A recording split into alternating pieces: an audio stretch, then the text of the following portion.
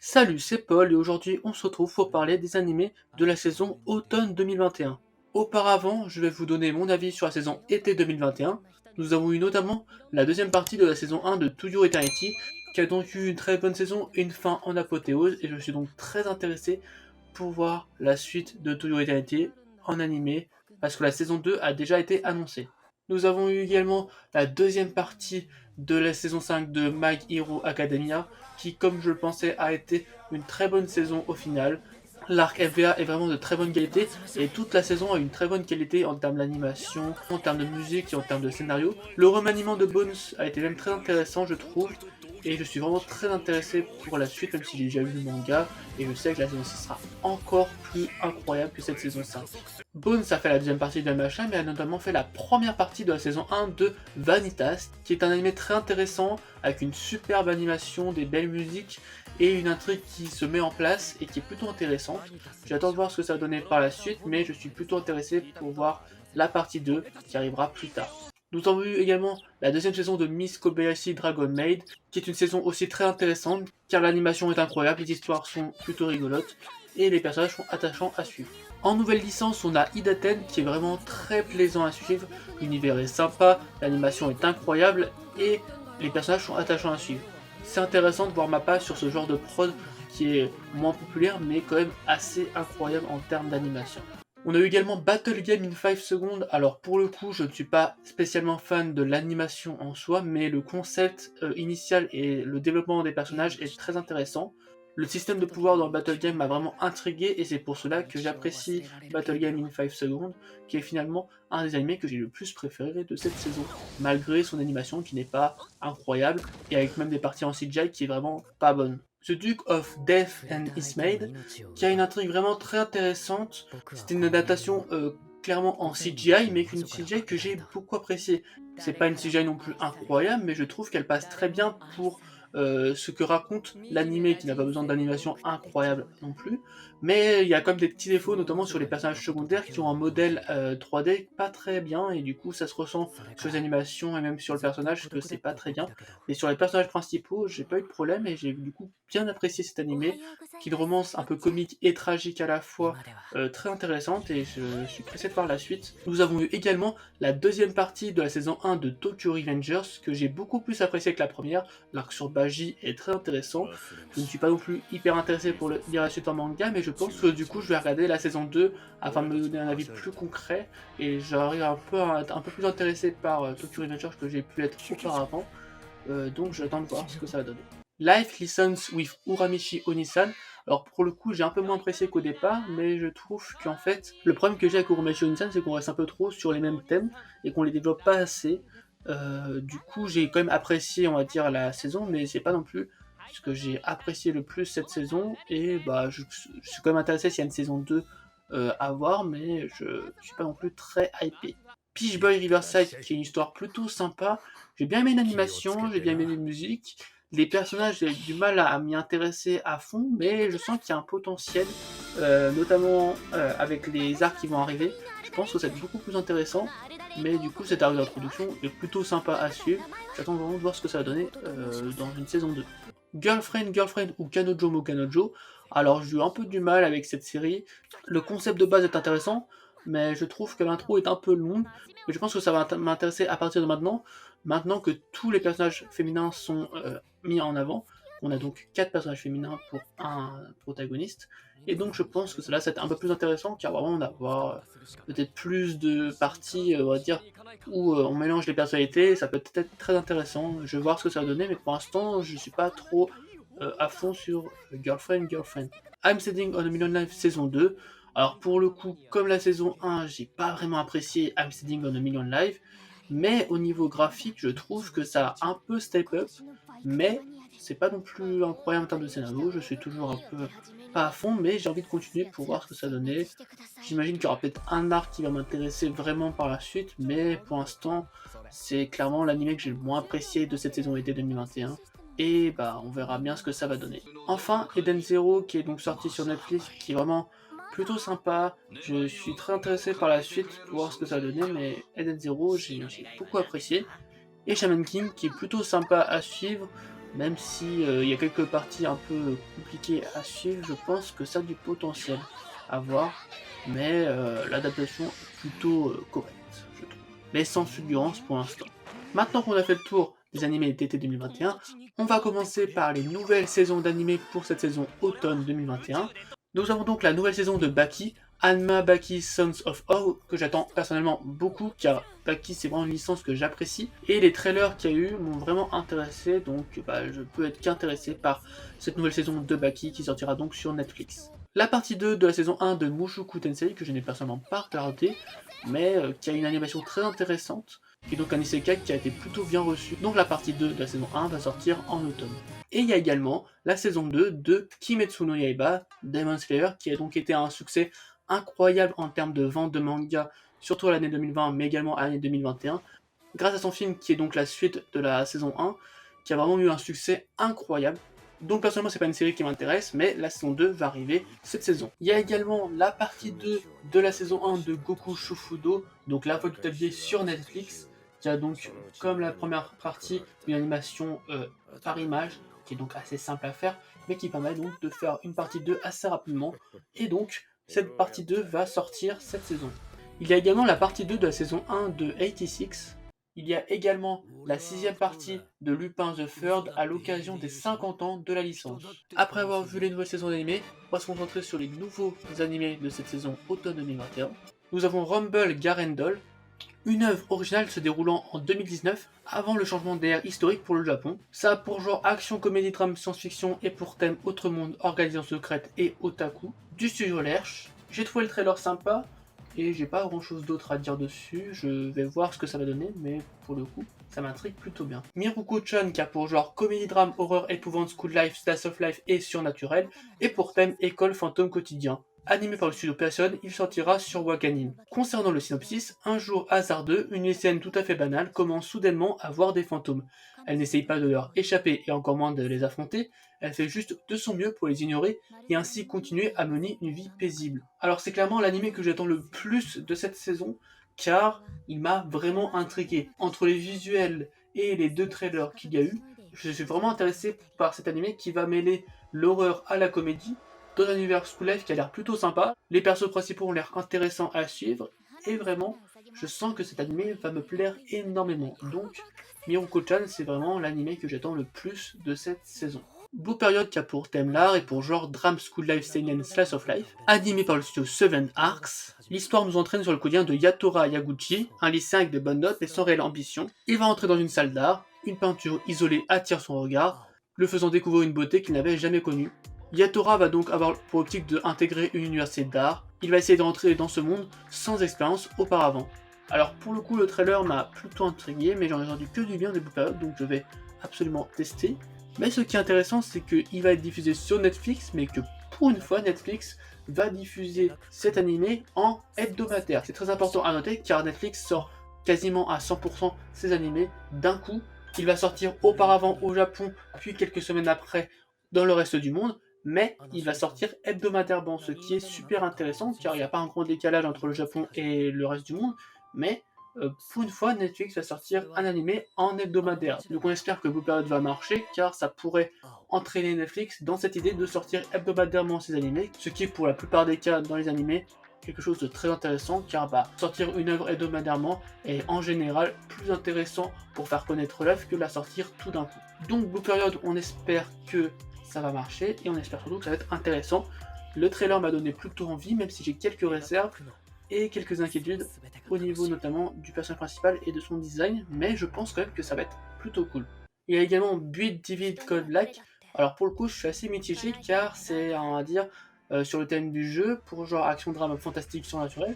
Et le problème, c'est que c'est un animé sur les jeux de cartes, et donc c'est quelque chose que je n'apprécie pas spécialement, mais je vais quand même tester au cas où que ça me plaise finalement. Ça peut toujours me plaire, mais on verra. Et en dehors de ça, j'ai pas grand chose d'autre à dire, donc c'est vraiment un animé que je vais tester, mais que je ne suis pas très confiant dessus. Kyuketsuki Sugu Shinu ou The Vampire Dies in No Time est un animé du studio d'animation Madhouse qui a pour thème vampire et pour genre aventure, comédie, fantasy. L'histoire se centre sur un chasseur de vampires qui décide de se rendre dans un manoir après avoir eu vent de rumeurs concernant des enlèvements d'enfants. En arrivant sur place, ils découvrent que le vampire n'a rien d'autre qu'une mauviette et que les enfants kidnappés utilisaient tout simplement cette maison hantée comme terrain de jeu. Alors avec ce synopsis et le trailer que j'ai vu, je peux dire que c'est un anime qui a l'air vraiment un peu basé sur le thème de la comédie, tout en liant le monde du vampire. Donc comme Yaoru-chan, c'est quelque chose que j'apprécie car je trouve ça innovant. À voir si ça va me plaire ou non, mais pour l'instant, le trailer m'a donné envie. Je suis quand même moins confiant que sur Yaoru-chan, mais je pense que ça va quand même être quelque chose de très cool et plus intéressant car Madhouse est en train de revenir petit à petit et j'ai envie de voir leur production car c'est un studio que j'apprécie notamment pour leur animation sur Hunter x Hunter. Usama Rankin, nouvel animé de WIT Studio, qui a pour genre action, aventure, comédie, fantasy, historique, seinen, et pour thème histoire médiévale. On suit les aventures amusantes et attendrissantes de Bodge, un tout petit prince qui, du haut de son jeune âge, passe son temps à fuir la réalité du royaume. Il est le fils d'un roi hautement respecté, et à faire la rencontre de Kage, un drôle de personnage avec qui il va vite se lier d'amitié. Alors ça a vraiment d'être une histoire qui a l'air d'être assez chill à suivre, mais il y a quand même des petits moments de combat qui ont l'air vraiment intéressants. Le style est particulier, je comprends que ça ne plaise pas à tout le monde en termes de visuel, mais en tout cas la production a l'air de bien se passer et le résultat final a l'air surtout d'être très intéressant, donc je suis très intéressé par cette nuit, mais je vais voir ce que ça va donner. Platinum End, qui est donc à la base un manga du duo Oba Tsugumi Obata Takeshi, qui a donc fait les mangas Death Note et Bakuman, a pour genre drame psychologique surnaturel et pour thème ange et démon. Le trailer m'a vraiment donné envie, que ce soit en termes de visuel, d'intrigue, de personnages, mais mon seul petit doute vis-à-vis de ça, c'est que les retours sur le manga ont été globalement plutôt moyens, et surtout que Platinum End va être adapté entièrement dans cette saison de 24 épisodes, mais qu'il y a 14 tomes. Donc ça veut dire que ça va être un rythme assez conséquent, mais ça peut toujours être intéressant, car franchement, pour l'instant, ça me donne super envie, et j'ai juste envie de voir ce qui va se passer, parce que l'intrigue a l'air incroyable, mais on verra bien ce que ça donne.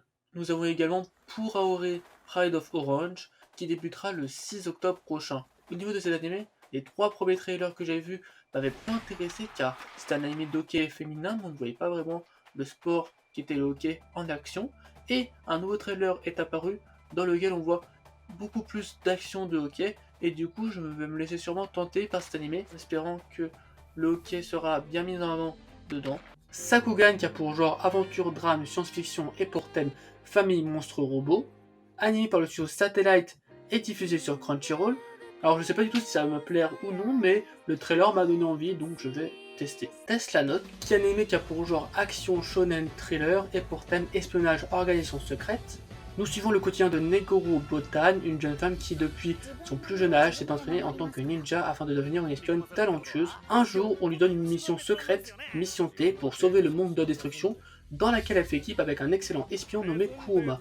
Ils ont pour but de récupérer le cristal Tela, l'héritage de l'inventeur Tesla Nikola, ainsi ils devront faire face à des agents d'autres pays qui souhaitent eux aussi s'emparer du cristal Tela.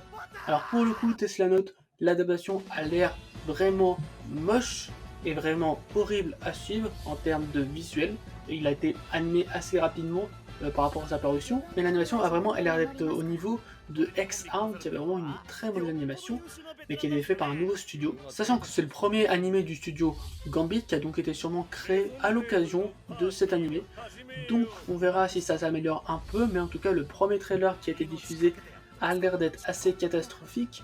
Après au niveau de l'intrigue, je ne sais pas du tout ce que ça donne parce que je n'ai pas lu le manga, mais peut-être que je testerai pour tester, pour voir vraiment ce qu'est le CGI, mais je ne sais pas si à côté de cela, le synopsis peut être intéressant. Il y a également The Moon, Laika and Nosferatu, qui a pour genre aventure, drame, fantasy, historique, romance, science-fiction surnaturelle, et pour thème espace, univers alternatif et vampire. L'histoire se déroule dans un monde fictif. Nous suivons Lev Leps, un candidat astronaute remplaçant et sa nouvelle compagne, la vampire Irina Ruminescu. Dans le cadre de l'opération Nosferatu, un projet va utiliser Irina comme cobaye pour tester les différentes conditions attendues dans l'espace et pour devenir dans le futur une membre d'une mission habitée. Lev va ainsi recevoir la mission et superviser la formation d'Irina en tant que cosmonaute. Donc ça a l'air plutôt sympa dans les trailers et même dans le synopsis. Ça change un peu d'habitude et je trouve que l'animation est plutôt propre, donc j'attends de voir ce que ça va donner. Il y a Komi-san wa Komyosu Desu ou Komi Can Communicate du studio OLM qui a pour genre comédie drame, romance, school life, shonen, slice of life et pour thème amitié et école. Concernant le synopsis, Komi-san est la plus jolie fille du lycée et les personnes autour d'elle ne peuvent s'empêcher de la regarder. Presque toute l'école la voit comme une beauté froide qui n'est pas à leur portée, mais Tadano Ito connaît la vérité. Elle est tout simplement trop timide pour communiquer avec les autres. Komi-san, qui souhaite corriger cette mauvaise habitude, va essayer de changer avec l'aide de Tadano. Alors la production a l'air super sympa, la musique aussi, les personnages ont l'air plutôt intéressants à suivre. Comme Boo Period, il va être diffusé hebdomadairement sur Netflix. Donc on rentre vraiment avec cette saison dans une ère où Netflix va être de plus en plus important dans le monde de la Japanimation, et le fait qu'il diffuse Boo Period et donc Komi-san hebdomadairement, avec une différence de 2 semaines entre le Japon et la France, ça montre quand même que Netflix veut s'adapter au marché, et je trouve rien que pour cela cette saison très intéressante. Senpai ga Urusai Kuai no Anashi ou My Senpai is Annoying, qui a pour genre comédie romance slice of life et pour thème amour quotidien et travail, du studio Doga Kobo, qui a notamment fait Osamake récemment. On suit l'histoire de Igarashi, une jeune femme travaillant assidûment au bureau, et de Takeda, son aîné, qui l'agace constamment et pourtant elle se rapproche de plus en plus de lui.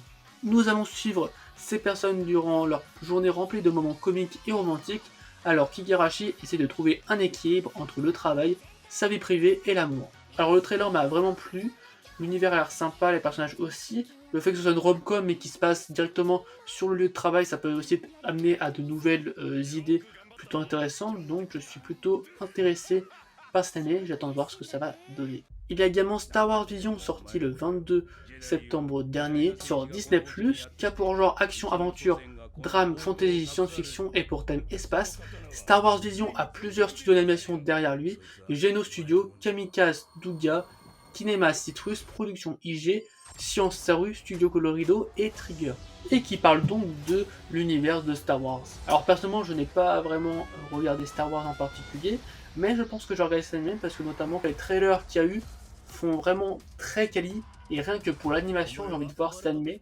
Après au niveau du scénario je ne sais pas si ça me plaire ou non car je ne suis pas spécialement fan de la licence Star Wars, mais au niveau de l'animation ça peut vraiment être incroyable au niveau de ce qu'on a vu, et vu que y a plusieurs studios qui s'occupent de cet animé en même temps, donc à mon avis chaque studio doit s'occuper d'épisodes en particulier ou de scènes, et du coup ça fait que ils vont faire de la qualité.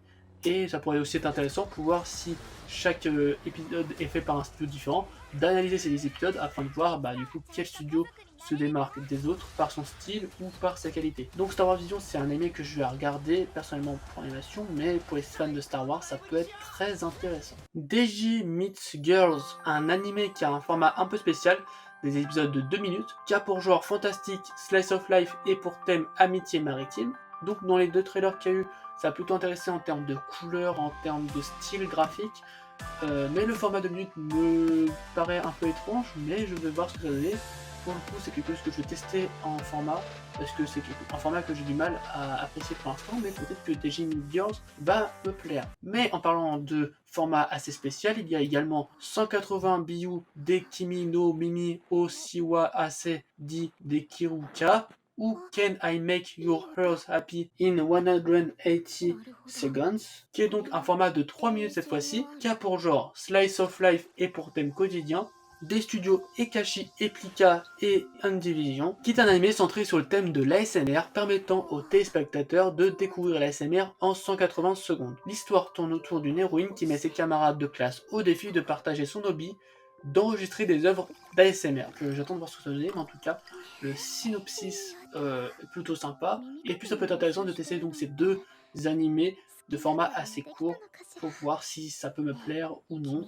Deep Infinity The Lost Child, qui a pour genre action, drame, fantastique, mystère, science-fiction surnaturelle et pour thème maladie monstre, qui a un trailer plutôt intéressant mais assez énigmatique. Au niveau du synopsis ça a l'air aussi assez intriguant mais assez mystérieux, donc vraiment je ne sais pas du tout ce que ça va donner, mais le trailer m'a plutôt donné envie, même s'il reste très mystérieux encore une fois. Tect of Destiny, qui a pour genre action, drame, fantastique, mystère et pour thème combat, monstre, musique. C'est un anime en coproduction entre Madhouse et Mappa, Je sais pas du tout ce que cet animé va donner, mais le synopsis a l'air plutôt intéressant. Une météorite noire s'écrasa sur la Terre, ce qui changea complètement le monde. Cette météorite a donné naissance à des monstres nommés D2 qui se sont déchaînés. Ils se sont rapidement débarrassés de la musique car il s'agit de la seule chose capable de les vaincre. Cependant, des personnes ont rapidement décidé de faire face à ces monstres. Il s'agit de jeunes femmes qui détiennent le pouvoir de la musique, les Music Arts. Grâce à des partitions, elles sont capables de vaincre ces monstres en s'associant avec les conducteurs, les personnes qui les dirigent. L'histoire se déroule durant l'année 2047. Dans une Amérique détruite par les D2, Techt, un chef d'orchestre, est associé à une music art nommée Unmei. Techt souhaite que la musique revienne dans le monde et Unmei désire détruire ces monstres. Leur objectif est de se rendre à New York. Donc le synopsis est assez mystérieux, mais le trailer donne vraiment envie. Donc vraiment, je suis très hypé par cette coproduction entre Madhouse et Mappa. Le deuxième trailer qui a été diffusé est encore plus incroyable que le premier.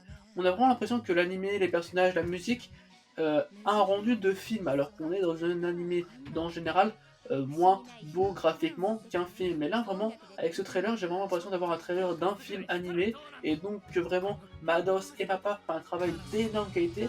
Mais je pense que rien que pour ce deuxième trailer, Tech Up Racing rentre dans ce que j'attends le plus dans cette saison d'animé, qui va sûrement signer une œuvre très intéressante en termes d'animation, notamment pour cette saison d'automne 2021, et on espère que le rendu du scénario et de l'animation sera de très grande qualité. Il y a également Summer Ghost, un court-métrage animé par Flat Studio qui a pour genre drame mystère, slice of life et pour thème quotidien. On suit Tomoya, Aoi, Ryo, des lycéens qui se sont rencontrés sur internet, qui ont chacun leurs propres problèmes et qui veulent rencontrer le Summer Ghost, qui est selon une légende urbaine, un fantôme qui apparaît lorsque des feux d'artifice sont allumés. Le synopsis et les deux trailers ont l'air plutôt intéressants, mais j'attends de voir ce que ça va donner. Taishu Otome Otogi Banashi, qui a pour genre comédie drame historique romance slice of life et pour thème amour et quotidien, du studio Synergy SP, qui a eu 3 trailers qui sont plutôt sympas. Nous suivons le quotidien de Tamaiko Shima, qui a fait la rencontre de Yuzuki, une charmante et rayonnante personne qui a été achetée par le père de Tamaiko pour devenir sa femme.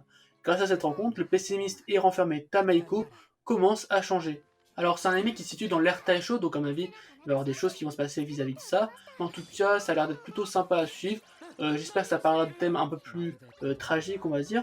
Comme le fait qu'à la base, Yuzuki, c'est une femme qui a été achetée pour devenir la femme de Tamaiko, donc je pense que ça parlera quand même de thèmes un peu plus concrets, mais en tout cas, je pense que ça peut vraiment être intéressant. Le duo a l'air plutôt sympa, donc pour le coup, ça peut m'intéresser. Il y a également Ula Fulla Dance, qui est donc un film qui a l'air plutôt intéressant, mais je ne sais pas trop si je vais regarder ou pas, car le thème a l'air un peu particulier, mais en tout cas, l'animation a l'air d'être au rendez-vous, donc je vais peut-être tester.